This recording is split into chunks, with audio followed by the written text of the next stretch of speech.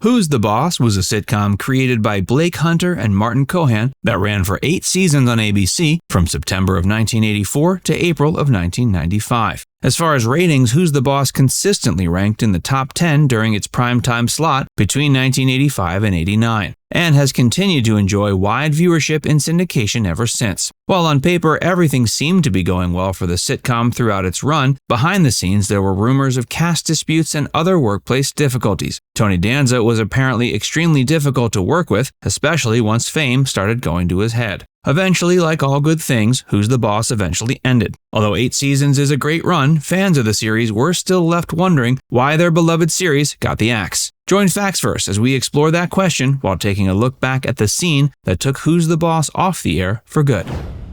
Behind-the-scenes difficulties.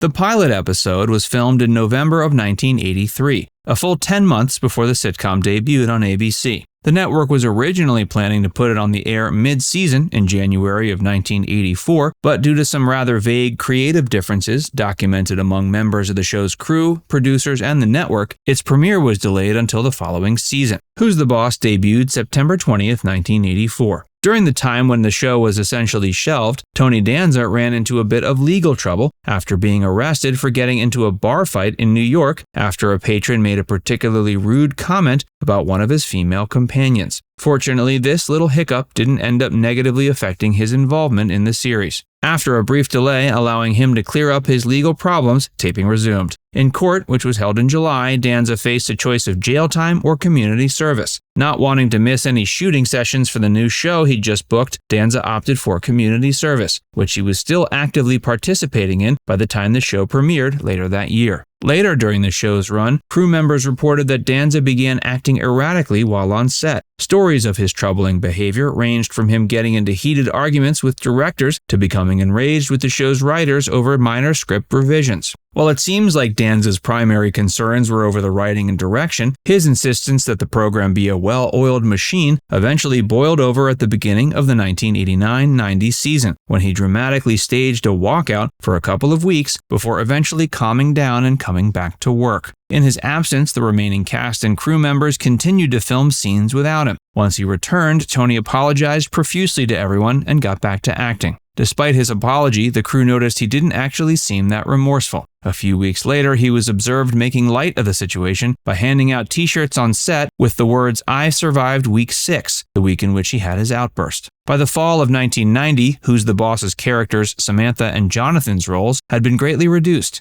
Samantha had gone off to college and Jonathan was in high school. The show added a young new cast member, a 5-year-old boy named Jonathan Hallyacher, who was tasked with playing Billy, a kid from the Maselli's old neighborhood in Brooklyn, whose grandmother left him in Tony's care. In season 7, Billy moved in with the Bauer family. His character served as a comic foil to Tony, but he always seemed to weasel his way into the storylines of the other characters as well. Audience reactions to Billy was mixed at best. By the end of the season, he was written off the series. Ratings eventually plunged.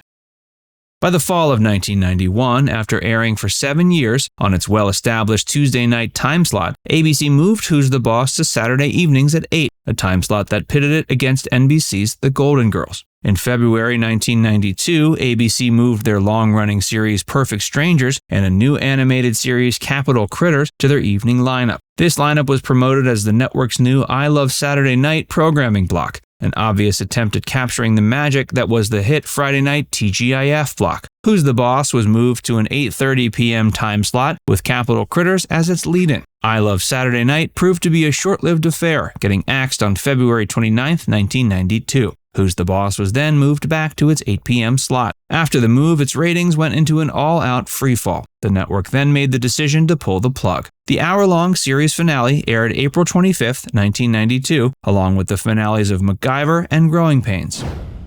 The scene that took Who's the Boss off the air.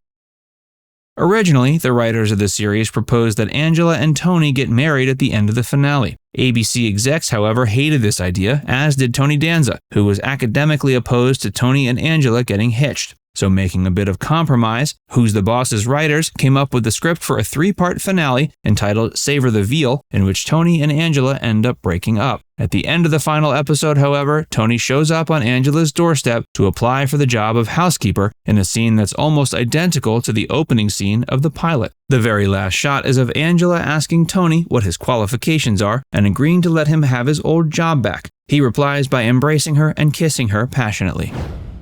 A reboot is in the works. In 2020, The Hollywood Reporter ran a story announcing Sony had acquired the rights from Columbia for a Who's the Boss reboot, but there has been little discussion about the future of the planned series. That was until January of 2022, when Alyssa Milano gave an interview with Fox 5's Good Day New York, in which she revealed the beloved 80s series was indeed still getting the reboot treatment. She further revealed the upcoming series will be more of a sequel than a traditional reboot. She said the pandemic had put a hold on production after it was announced, but remained hopeful the program would be back in production soon. Danza had previously shot down the idea of doing a reboot series, but Milano has confirmed Danza has since changed his mind and agreed to reprise his role as Tony Maselli. So far, very little is known about the plot of this new series. Now it's time to hear from you. Are you excited for a Who's the Boss reboot? Let us know in the comments section below. And before you go, make sure you give this video a like and subscribe to Facts First if you haven't already. Click the bell icon to stay updated on all our latest content. By the way, if you haven't joined Facts First as a member yet, be sure to look below this video and click the join button. By becoming a paid member of Facts First, you'll get access to exclusive video content that you won't find anywhere else. This includes some of our more mature content that isn't suitable for public audiences, which includes topics like Hollywood actresses who posed for Playboy and some of the steamiest moments in movie history. Plus, you can enjoy these videos completely ad-free. Our biggest fans will notice they also get badges next to their name when they leave comments on our videos. We pay special attention to comments from our members, and so do other viewers. So if you want exclusive content from Facts First or inside access to discussions with other community members, click the join button to get started for just $4.99. There are hours of members-only videos waiting for you, with new videos added every month. And we're actively working on bringing even more features to help fans like you connect with other members and get more of your favorite content. Just click join, and we'll see you inside the membership tab.